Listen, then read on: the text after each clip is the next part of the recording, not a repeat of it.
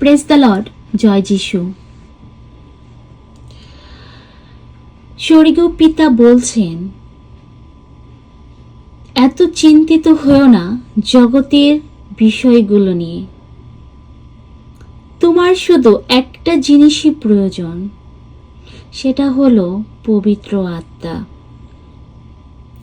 খ্রিস্টে আমার ভাই ও বোনেরা, তোমার জন্য শুধু একটা জিনিসই প্রয়োজন, হলি স্পিরিট, পবিত্র আত্মা।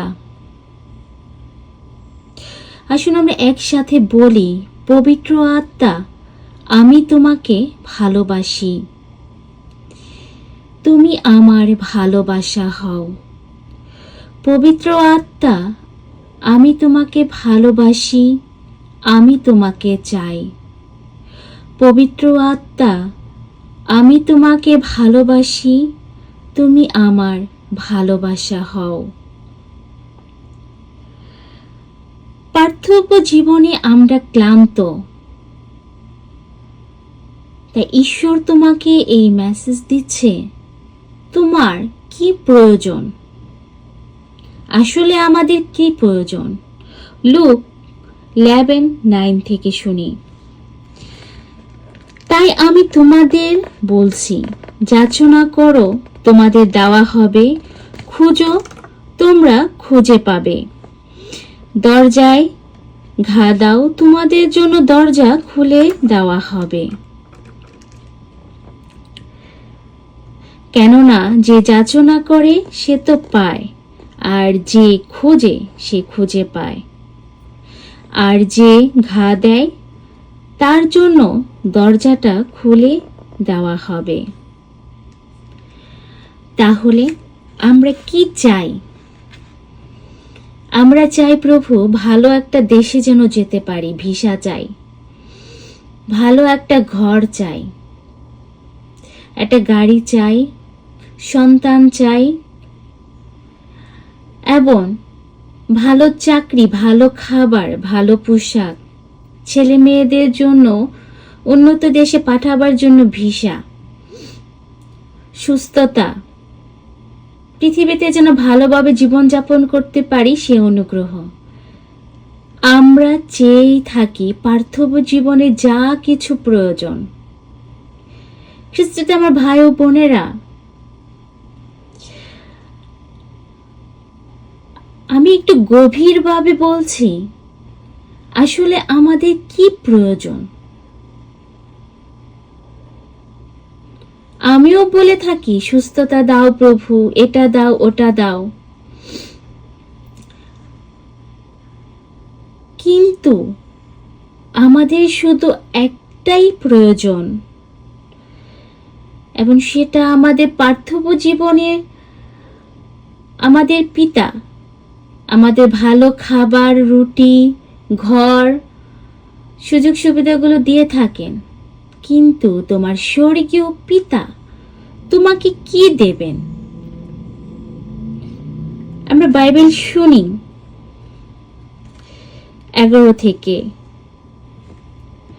তোমার মধ্যে এমন পিতা কি আছে যে নিজের ছেলে মাছ চাইলে মাছের বদলে তাকে সাপ দেবে, কিংবা সে ডিম চাইলে তাকে কাঁকড়া বিছে দেবে? সুতরাং তোমরা মন্দ হলেও যখন তোমাদের ছেলেদের ভালো ভালো জিনিস দিতে জানো, তখন যারা তার কাছে যাচনা করে, স্বর্গীয় পিতা যে তাদের পবিত্র আত্মা দেবেন না, তা কতই না নিশ্চিত। খ্রিস্টে আমার ভাই ও বোনেরা, আমাদের শুধু একটা জিনিসই প্রয়োজন, সেটা হলো পবিত্র আত্মা। তাই তোমার স্বর্গীয় পিতা তোমাকে দেবেন সেই পবিত্র আত্মা। সে তোমার টিচার, হাই কোয়ালিটির টিচার, তোমার শিক্ষক, তোমার জ্ঞানের দাতা, তোমার নিরাময়ের দাতা, তোমার ভালো খাবার, ভালো পোশাক, ভালো ঘরে থাকা, ভালো দেশে যাত্রা করা, ভিসা, সমস্ত কিছুর দাতা। একটাই প্রয়োজন, পবিত্র আত্মা। আসুন আমরা একসাথে বলি, পবিত্র আত্মা, আমি তোমাকে ভালোবাসি, আমি তোমাকে চাই। পবিত্র আত্মা, আমি তোমাকে ভালোবাসি, তুমি আমার ভালোবাসা হও। পবিত্র আত্মা, আমি তোমাকে ভালোবাসি, আমি তোমাকে চাই।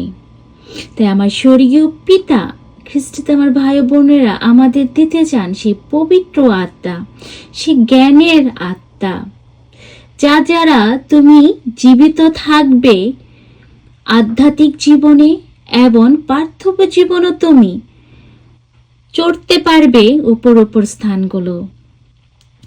তাই পার্থিব জীবনে যেন আমরা হারিয়ে না যাই। ঘর, ভালো খাবার, ভালো পোশাক, ভালো স্থানে থাকা, ভালো সম্মান পাওয়া, ভালো বক্তা হওয়া, আসলে না, আমাদের একটাই প্রয়োজন। তার জন্য যদি আমরা কষ্ট করি, তাকে আমাদের জীবনে পাওয়ার জন্য যত সেইভাবে চলি, তাহলে আমরা সব কিছুর মধ্যে রাজত্বই করতে পারবো। আর তখন আমরা সেই পৃথিবীর উপরে ধর্মময়তা এবং পবিত্রতার সাথে রাজত্ব করতে পারবো। আর তখন প্রভু আমাদের বলেছেন লুক 19 থেকে, দেখো আমি তোমাদের সাপ ও বিছে পায়ের নিচে মারাবার ও সেই শত্রুর সমস্ত পরাক্রমের উপরে কর্তৃত্ব করার অধিকার দিয়েছি, কোনো কিছুই তোমাকে ক্ষতি করবে না। তখন আমরা ভয় পাবো না, আমার শরীর কেমন নিঃশক্ত হয়ে যাচ্ছে, কেউ আমাকে কিছু করেছে কিনা। তখন ভয় পাবো না, কেউ আমাকে অভিশাপ করছে কিনা। তখন ভয় পাবো না, আমার পরিবারে কোনো শত্রুর শয়তানের আক্রমণ আসছে কিনা।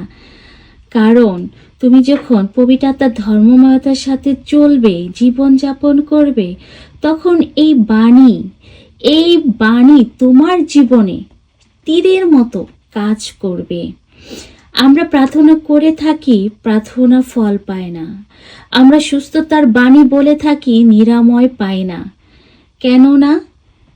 কারণ আমাদের সম্পূর্ণ কাজটা নিখুঁতভাবে করতে হবে।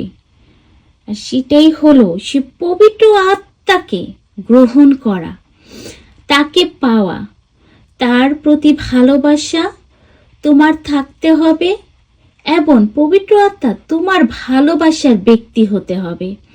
আর সেটার জন্য আমাদের সেই আজ্ঞাভাবে জীবন যাপন করে ধর্মময়তা পবিত্র আত্মার সাথে বাণী ঘোষণা করতে হবে।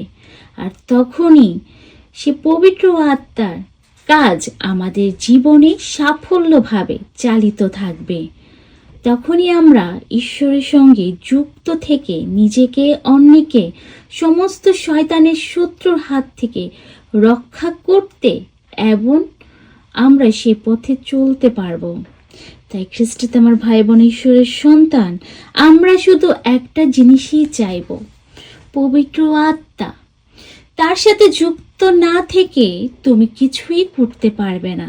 যতই তুমি বক্তার হও, যতই তুমি বাণী প্রচারক হও, যতই তুমি নিরাময় প্রার্থনা করো, কারণ সেখানে যদি পবিত্র আত্মার উপস্থিত না থাকে আমার জীবনে, এবং সেখানে সেই আত্মা ছাড়া বাণী এবং প্রার্থনা ঠান্ডা পানির মতো।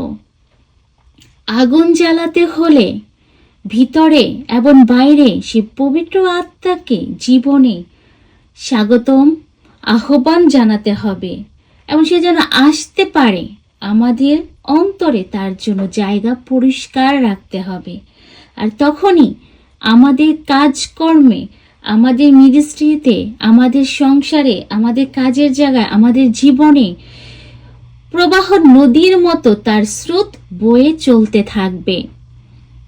তাই খ্রিস্টতে আমার ভাই ও বোনেরা, আমরা যেন গোড়া থেকে এই পাশ্চাত্যকালে ত্যাগ স্বীকার প্রার্থনার সাথে শুদ্ধ হয়ে ছোট ছোট নিম্নতম স্বভাবগুলো পরিবর্তন করে এবং পবিত্র আত্মাকে পাওয়ার জন্য চেষ্টা, যিশুর সাথে সম্পর্ক গড়া এবং তার পবিত্র আত্মাকে গ্রহণ করে জীবনে চলা আমরা যেন সেই শক্তি পরাক্রম ধারণ করতে পারি।